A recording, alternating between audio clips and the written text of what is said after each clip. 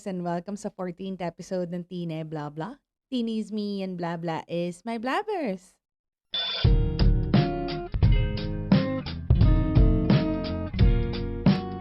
In this podcast, I talk about life experiences, I sing songs, and I leave a scripture for you to ponder on. Since I release an episode every Monday, I find it nice to leave you something that could make you open your Bible, look for a scripture in it, meditate on that scripture, talk to it to their friends, ask your pastor about it, post it on your social media. I want to do anything that could make the scripture in your mouth and eventually into your heart and mind because I want Jesus to be a part of your daily conversation. Kaya, if you're interested in hearing life experiences, if you like worship songs, and if you love the scripture, please come and join me in building this community of believers who casually talks about the Lord in their daily life.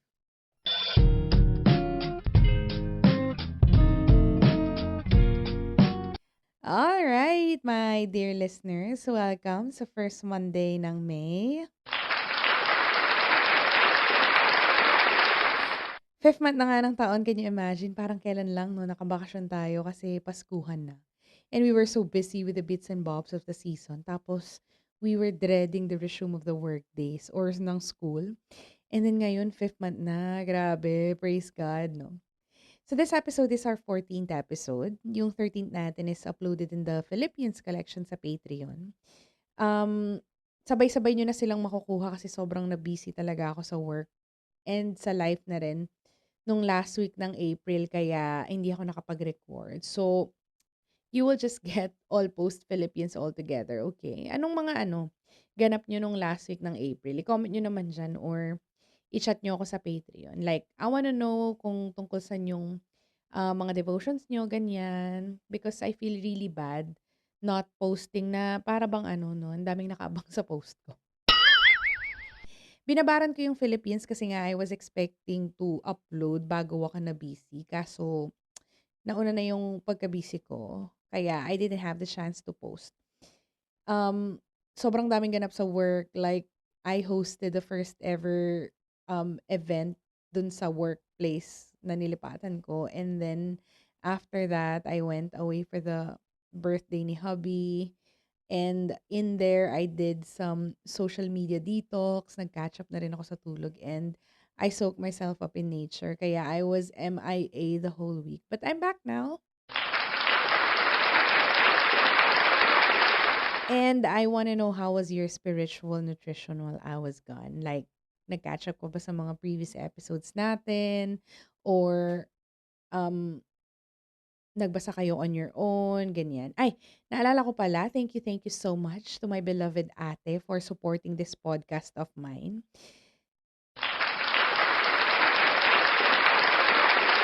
From being a friend of Tineta, actually going through the book of the week with me, nakipagdaldalan talaga siya by catching up sa mga previous episodes natin and nag-interact talaga siya sa mga post. Thank you so much, Ate Cha. So for today's episode, ito na yung last 4 chapter book natin. We'll talk about the power of showing up. So this book is one of the most beloved stories in the Old Testament. And I'm pretty sure that at some point in your Christian life, you've heard about this already or nabasa nyo na on your own. It is about a widower who was so blessed with a loyal daughter-in-law. Kilala nyo na yan siya. Si Naomi, whose story is narrated in the book of Ruth. And if you already heard about this story or sabi ko nga kanina, nabasa nyo na, you know that this is one of those Bible stories na ang tindi ng comeback. I know we talk about a few stories na may ganong tema, but Naomi's story is something that you can easily relate to. This is an Old Testament book, but we're not going to talk about empires or wars, not prophets, nor God speaking directly to the people. But we're going to talk about a family story. Medyo tragic lang to sa una, but in the said tragedy, we'll appreciate that God is in the highs and lows, the one that goes before us. God is in the story. Imagine experiencing a famine in your hometown that your family have to migrate somewhere else. Like a place na may bad reputation dun sa hometown na aalisan mo.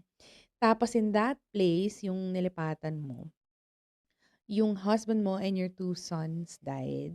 And ang naiwanan sa'yo is yung mga wife nila. Talagang magiging bitter ka na lang, no? Pero mabuti ang Diyos na despite these misfortunes, you were not alone. Like, someone literally stayed by your side. Iniisip ko nga kung sa'kin nangyari 'to 'no, yung tragedy pero may naiwanang someone sa'kin. Iiyak talaga ako 'no, in both grief and in joy. But to be fair naman, I have this kind of people in my life. Praise God. Kaya nga sana sa sobrang pagmamahal sa'kin ni Lord by giving these people is ang dasal ko lang maging ganito ako, yung hindi umaalis 'pag pumapangit na yung mga ganap. May tendency kasi ako na maging gano'n 'no. I don't know if it's the OCD but, you know, I really pray na I will be the one who stays, you know.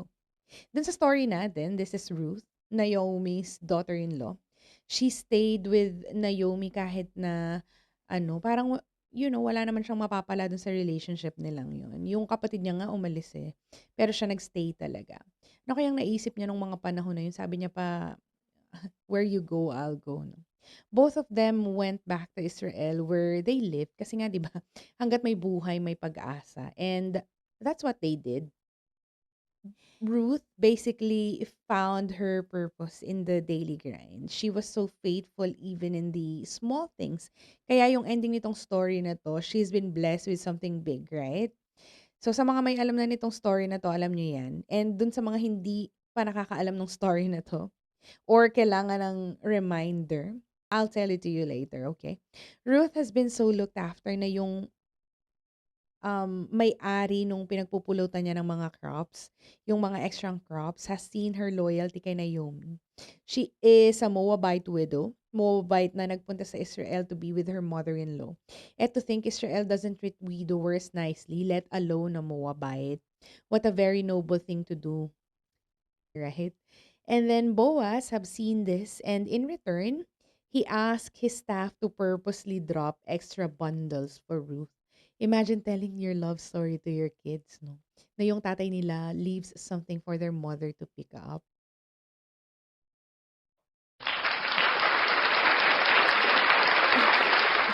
Ang pangit, ito kaya.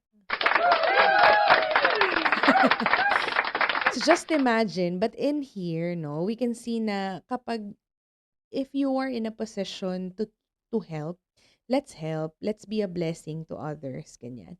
Nung kinuwento ni Ruth si Boaz kay Naomi, tuwang-tuwa si Naomi, no? She was so excited kasi relative niya yon si Boaz. And she thought that Boaz will be their family redeemer.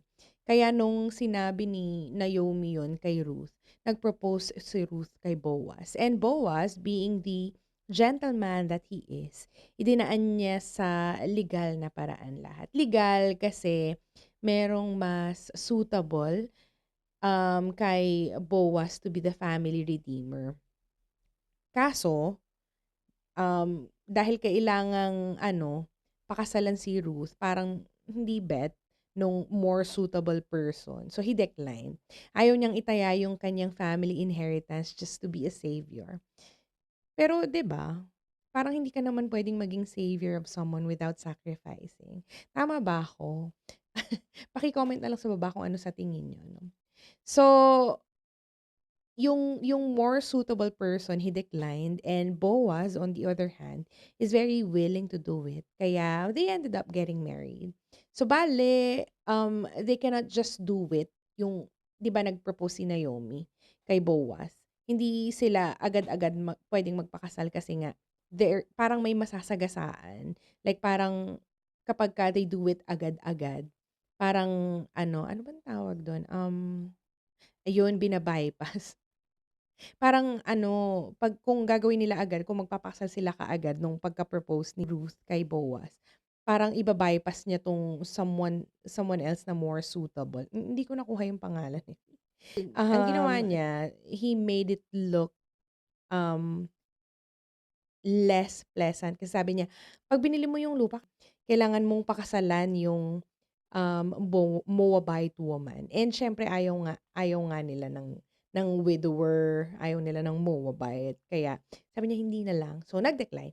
So ending napunta um kay Boaz yung um pagkakataon. Like parang sa kanya na yung trono ganyan. So, yun. Sa madaling sabi, he made that person publicly decline kaya he was able to marry Ruth. And in that marriage, they had a son named Obed na great-great-grandfather ni Jesus. Gusto mo ba yun? Like, Naomi lost everything. She went back to her hometown in shame. Tapos prologue lang pala yun ng greatest royal lineage in history, no? Ruth, on the other hand, a woman so faithful in small things, she ended up in the big thing. Eto na yon, my dear listeners, 'di ba sabi ko nga sa inyo kanina. And this story reminds us na God is more interested in how we treat our mother-in-law, how we do our jobs, and how we keep our promises, right? Kaya yung verse natin for this week is Luke chapter 16 verse 10. Pakihanap na lang po sa inyong mga Bible, reflect on it, talk to it with your friends, share it to your sockmed, or daldal nyo na lang rin sa Patreon page natin sa Tuesday. Puwede rin diyan sa comment section. Pero yun nga, we talk about Bible verse sa Patreon every Tuesday. Kaya kung gusto mong dumaldal about our Bible verse of the week, comment ka lang diyan or head on to our Patreon page, okay? Yung song naman natin, nabanggit ko na yun kanina, will appreciate that God is in the highs and lows, the one that goes before us. God is in the story. The song is by Big Daddy Weave and Katie Nicole. It says here, God is in this story. God is in the details, even in the broken parts. He holds my heart. He never fails. Ayun, and according to the composer, Mike Weaver, si Big Daddy Weave, it is a song of hope, a song of encouragement that God really is present with us in all the seasons of our lives. The great ones and the ones that are, disastrous. Just like dun sa story natin, although it was not obviously mentioned, we saw how God worked in Naomi and Ruth's life. Kaya when you feel Mara, or bitter kasi yun yung pinalit ni Naomi sa pangalan niya, no? Just keep moving. You don't have to see happily ever after for the gears of providence to be turning. God is in your story. So, yeah, that's it for this week. Thank you for staying up until the very end. And bisitahin niyo ako sa Patreon, please, if you have time. Kita-kits ulit tayo sa next episode. All right, bye!